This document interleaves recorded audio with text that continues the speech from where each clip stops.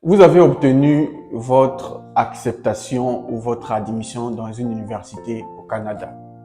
Ou mieux encore, vous avez obtenu une bourse pour le Canada. C'est une bonne chose.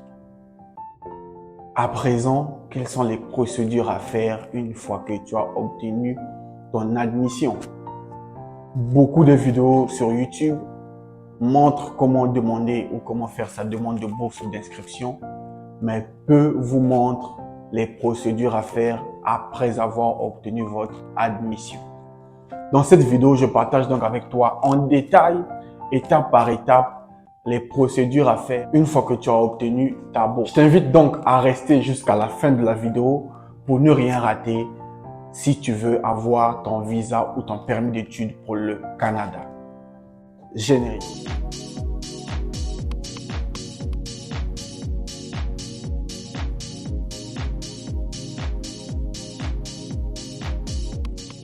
Salut à toi et bienvenue sur Réussir.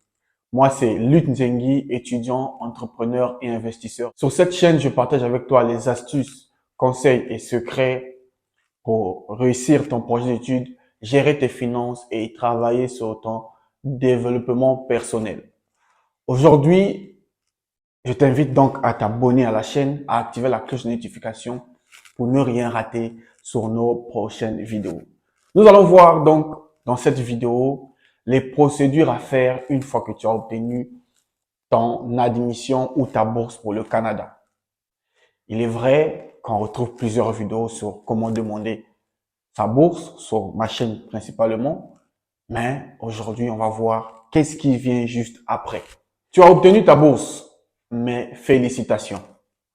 C'est une bonne chose, mais il y a une longue procédure à faire juste après.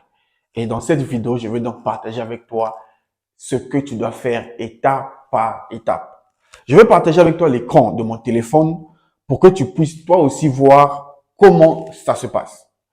La prochaine chose que tu dois faire, si tu es accepté au Québec pour la bourse, c'est de demander ton CAQ, certificat d'acceptation au Québec.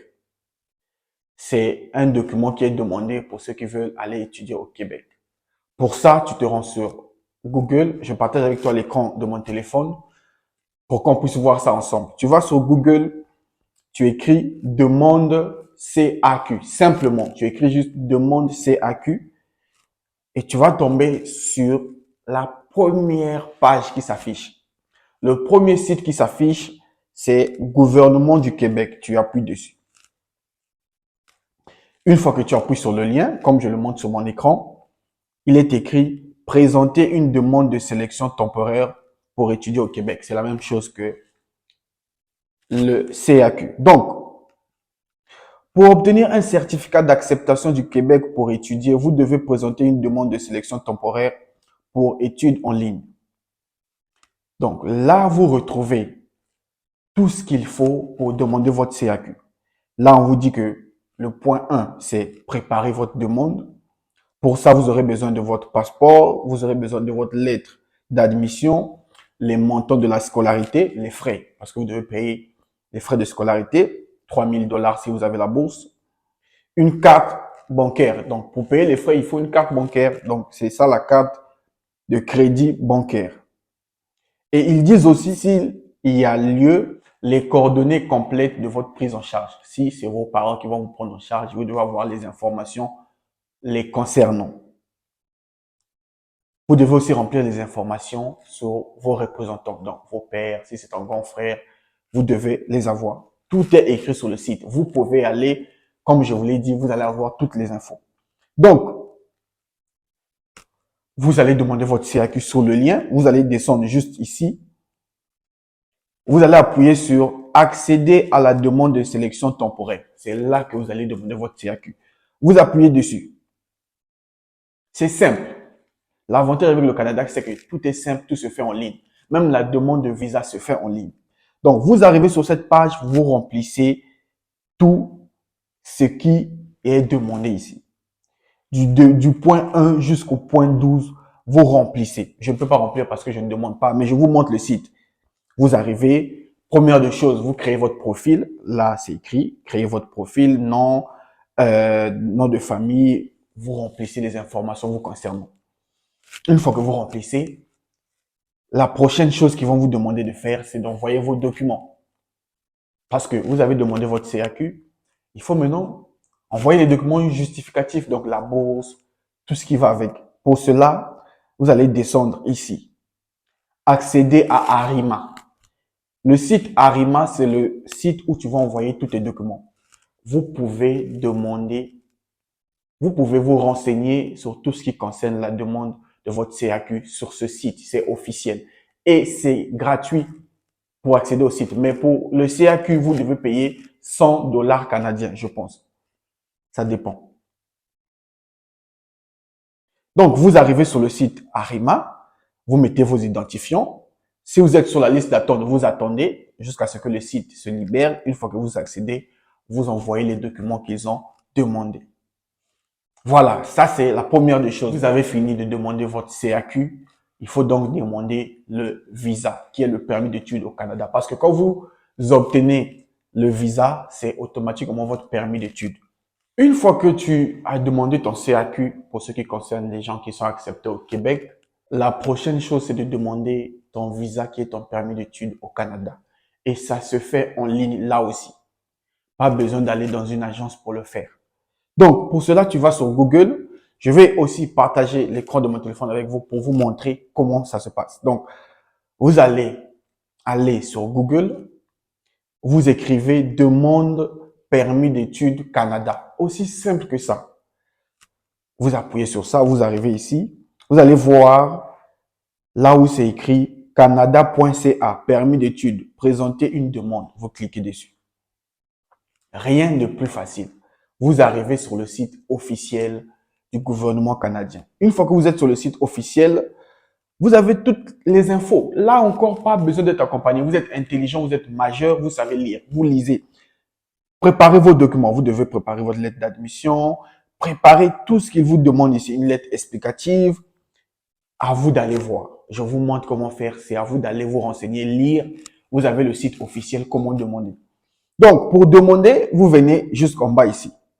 On vous dit, obtenez des instructions précises sur la façon de demander votre visa. On vous demande, à partir de quel endroit faites-vous votre demande? Vous dites, à l'extérieur du Canada. Et là, on vous dit, vous voulez faire en ligne ou sur papier? Vous dites en ligne. Et là, on vous montre comment faire.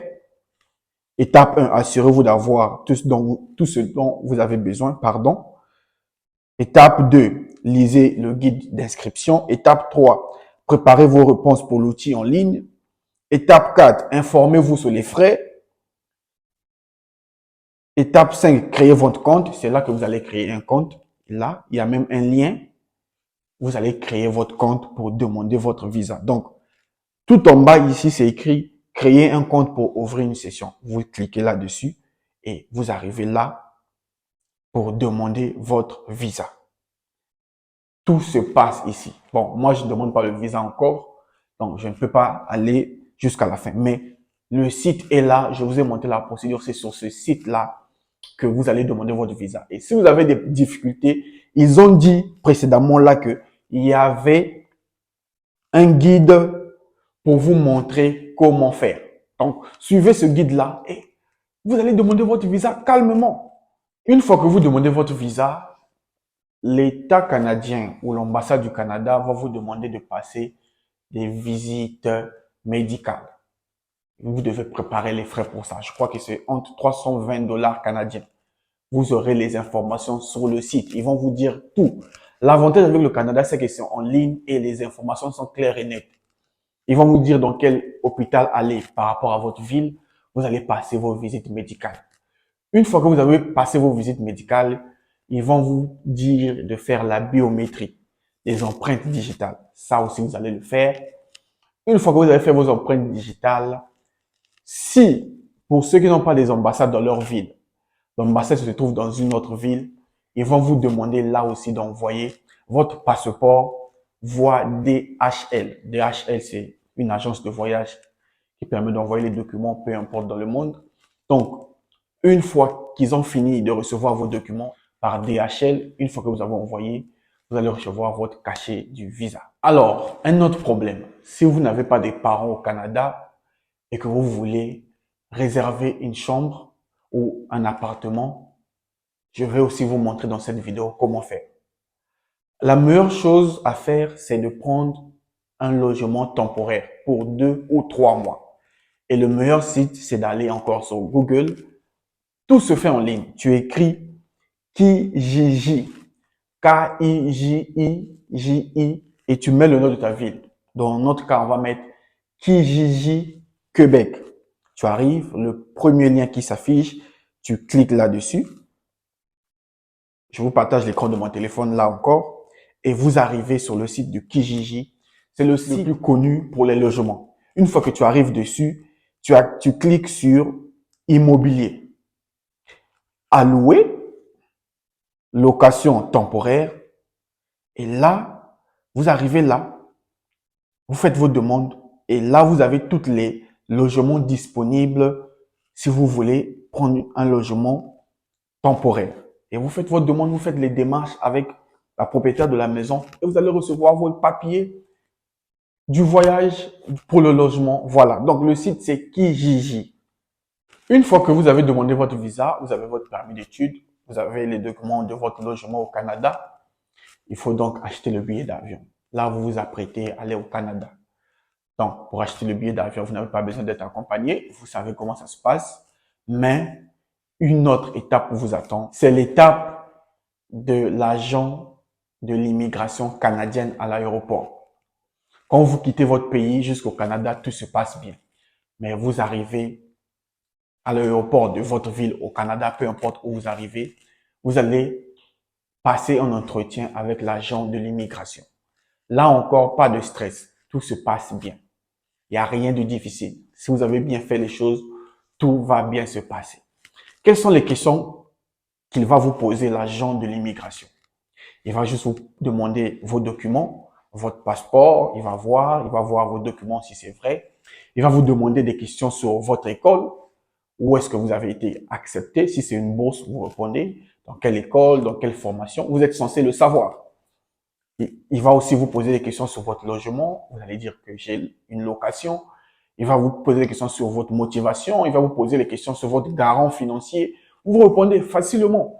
Une fois que vous répondez aux questions sans stress, calmement, il va imprimer votre permis d'études et vous passez l'agent de l'immigration facile et vous vous rendez dans votre ville.